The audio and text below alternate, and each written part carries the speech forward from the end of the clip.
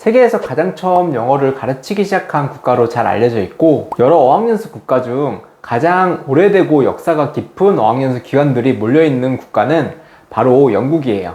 최근 새로 지어진 어학연수들이 주로 많이 운영되는 타 국가에 비해서 영국의 학교들은 영어를 가르친 역사가 긴 어학원들이 많은데요. 단순하게 오래전부터 영어를 가르치기 시작했다는 시간적인 개념뿐만 아니라 그 시간만큼 영어 교육에 대한 노하우가 쌓이고 전문적인 영어 교육법이 잘 발달해 있는 것이 영국 어학연수의 특징이라고 할 수 있어요. 물론 영어에 대한 부분도 있지만 이외에 영국으로 어학연수를 가시려고 하는 분들은 한국인 비율이 다른 국가에 비해서 많이 적고 교육 인프라가 우수한 국가에서 다양한 국적의 학생분들과 만나 여러 가지 체험을 하면서 영어를 배우고자 하시는 분들이 많이 선택하고 계시죠. 그리고 단순하게 영어 수업뿐만 아니라 세계적인 박물관과 미술관, 그리고 가까운 다른 유럽 국가로 여행까지 할 수 있기 때문에 영어의 학습적인 부분과 교양적인 학습 부분을 모두 얻을 수 있기 때문에 전통적으로 어학연수 국가로 인기 있는 곳이라고 할 수 있어요. 개인적으로도 상담을 하면서 아직까지 어학연수 국가를 정하시지 못하신 분들이 여러 가지 국가를 비교를 하신 이후에 결론적으로 영국을 선택하시는 분들이 있었는데요. 이런 분들은 왜 어학연수 국가로 영국을 선택하셨는지에 대한 설명과 영국만의 어학연수의 특징을 말씀해 드리고 도시에 대한 비교를, 그리고 진행 절차에 대한 설명을 이 영상을 통해서 해드리려고 하는데요. 개인적으로도 공부를 했던 국가였던 영국에 대해서 이번 영상에서 자세하게 알아보도록 하겠습니다. 영국은 어학연수 국가로서 미국과 캐나다, 호주와 더불어 가장 많이 문의를 주시고 있는 영어권 국가인데요. 일반적인 어학연수 프로그램 뿐만 아니라 진학에 필요한 영어 수업인 IELTS 같은 시험 준비 과정도 있고, 합법적으로 아르바이트가 가능한 워킹홀데이 비자인 YMS나 여름방학 기간 단기간 운영되는 주니어 캠프 등 정말 다양한 방법으로 목적에 맞춰 공부를 하실 수 있는 곳이죠. 할 수 있는 프로그램도 많고 갈 수 있는 루트도 다양하기 때문에 많은 국가의 학생분들이 영국에서 어학연수를 하고 있고, 우리나라 학생분들 입장에서는 그만큼 다양한 문화적인 체험을 할 수 있고 만날 수 있는 외국인들도 많은데요. 위치적인 부분 때문에 영국의 대부분의 학교들의 국적 비율에서는 유럽 학생분들의 비율이 가장 높고, 우리나라를 포함한 아시아 학생분들 뿐만 아니라 남미나 일부 아프리카 국가에서도 많은 학생분들이 어학연수를 위해 영국을 찾고 있죠. 이런 부분들은 런던 어학연수 영상에서도 많이 볼 수 있는데요. 이런 영국 어학연수의 장점은 저도 많이 느꼈었던 부분이었던 것 같아요. 아무래도 영어를 쓰지 않는 국가인 스페인이나 프랑스 같은 국가의 학생분들이 영국에서 어학연수를 하신 이후에 어학연수를 같이 하면서 친해졌던 우리나라 학생분들을 본인의 나라로 초대를 해서 차후 여행을 같이 했던 후기도 많이 읽곤 했는데요. 단순히 초대를 받아서 여행을 하시는 경우도 있지만 가까운 국가인 유럽의 다른 국가들로 여행을 자유롭게 할 수 있기 때문에 귀국 전 한 달 정도 잡고 유럽 여행을 하시고 오는 경우도 종종 있었고요. 이런 여행적인 체험뿐만 아니라 내셔널 갤러리나 대형 박물관 같은 곳을 방문하시거나 웨스트엔드에서 저렴한 가격으로 세계적으로 유명한 뮤지컬들을 볼 수 있고, 우리 손흥민 선수를 볼 수 있는 EPL 경기를 보는 활동 등 어학연수 중 주말을 이용해 다양한 도시에서 다양한 체험을 해볼 수 있는 게 영국 연수의 가장 큰 장점이에요. 그리고 영국에서 영어를 배우시는 가장 큰 이유 중 하나가 영어를 가장 체계적으로 잘 교육을 시켜 언어 습득을 가장 빨리 해줄 수 있게 만드는 곳이 바로 영국이기 때문인데요.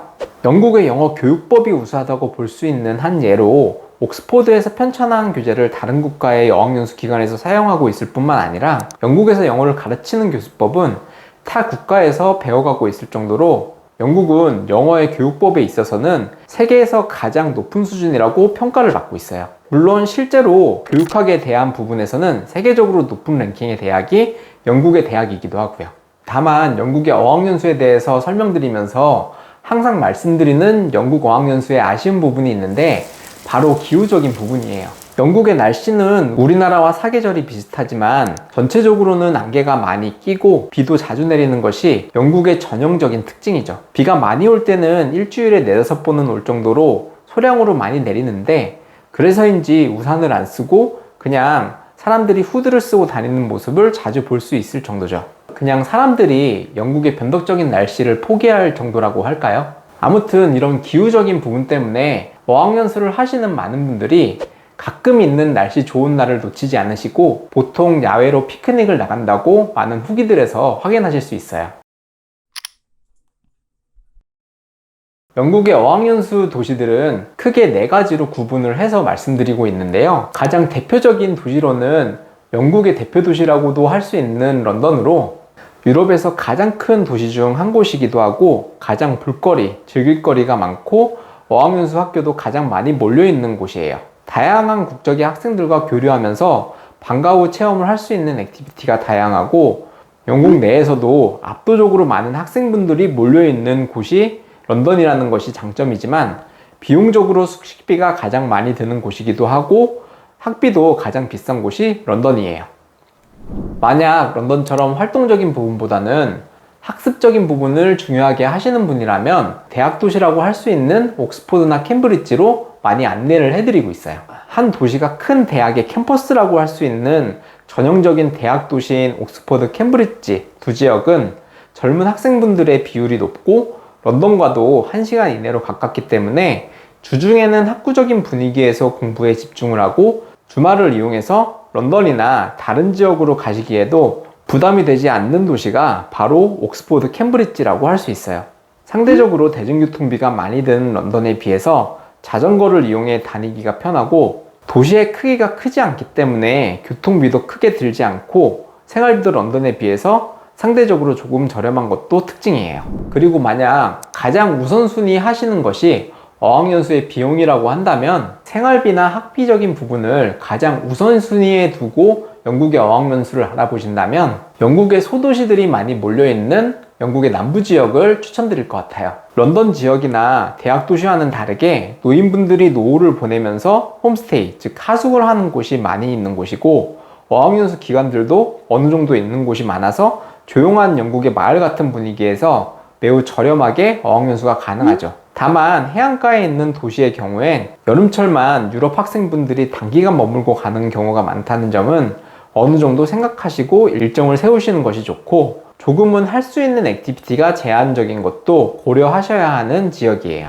그리고 영국이 아무래도 한국인 비율이 적은 것 때문에 많이들 찾는 어학연수 국가이긴 하지만 한국적인 부분들을 완전히 배제하면서 어학연수를 하시고 싶다면 영국의 북쪽에 위치해 있는 도시인 리버풀이나 맨체스터 그리고 스코틀랜드의 에딘버러를 추천드릴 것 같아요. 대표적으로 학교마다 한국인 비율이 10%가 안 될 정도로 국적 비율이 좋은 곳이기 때문에 한 반에 10명 내외로 공부를 하는 경우가 많은데 이 반에 내가 혼자 한국인일 정도로 굉장히 한국인 비율이 적은 곳이죠.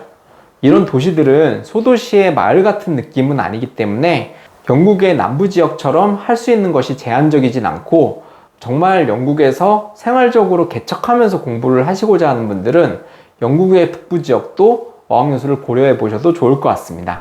결론적으로 도시나 지역 같은 경우에는 어떤 점들을 우선순위에 두시는 것도 고려하셔야 하고 예산이나 기간 따라서도 선택하시는 것이 달라질 텐데요. 이런 부분들은 상담을 하시면서 자신에게 가장 잘 맞는 도시나 프로그램들을 결정하시면 별 문제 없이 선택하실 수 있을 거예요. 다만 영국의 경우에는 한 도시에서 어학연수를 처음부터 끝까지 하시는 경우도 있긴 하지만 일정 기간을 한 도시에서 머무신 이후에 다른 도시로도 이동이 가능하시기 때문에 이런 부분들도 어느 정도 염두를 하시면서 도시 선택을 하시면 좋을 것 같습니다. 영국으로 어학연수를 하시고자 한다면 출국 가능한 비자의 경우에 따라서 준비하시는 형태나 기간이 조금 달라지는 것이 특징인데요.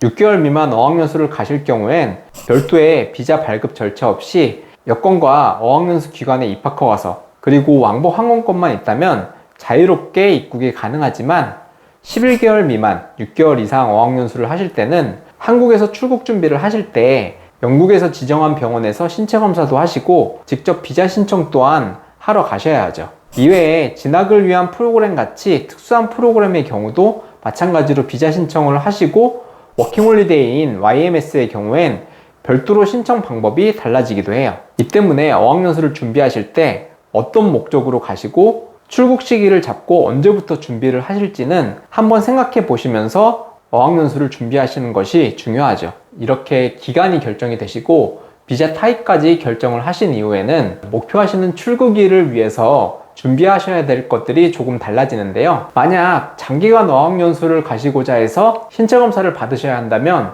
지정된 병원에 신체검사 예약을 하시거나 직접 비자 신청을 위해 여권을 제출하셔야 하는 절차가 있죠. 이 때문에 만약 사람들이 몰리는 시즌에 예약을 잡고자 한다면 정말 오랜 기간 준비하는 기간을 가져야 될 수도 있기 때문에 미리 준비를 하시기를 권장드리고 있어요.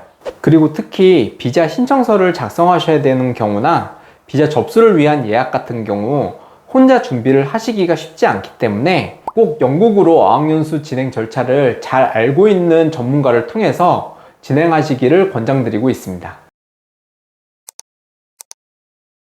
지금까지 영국 어학연수에 대한 안내를 간단히 해드리고 영국이라는 국가의 어학연수 특징과 도시에 대한 설명을 해드렸는데요. 일반적으로 영국으로 어학연수 상담을 한다면 1시간 내외로 안내를 해드리고 있는데 짧은 시간 영상으로 안내를 해드리다 보니 조금은 추가적으로 더 안내를 해드리면 좋겠다 싶은 부분이 있어서 조금은 아쉬운데요. 만약 조금 더 자세한 영국에 대한 어학연수 상담이 필요하시다면 설명란 링크를 남겨드리니까 이쪽을 통해서 문의를 주시면 조금 더 자세한 설명을 받으실 수 있도록 안내해 드리도록 하겠습니다. 그럼 저는 다음 영상에서 다시 찾아뵙겠습니다. 감사합니다.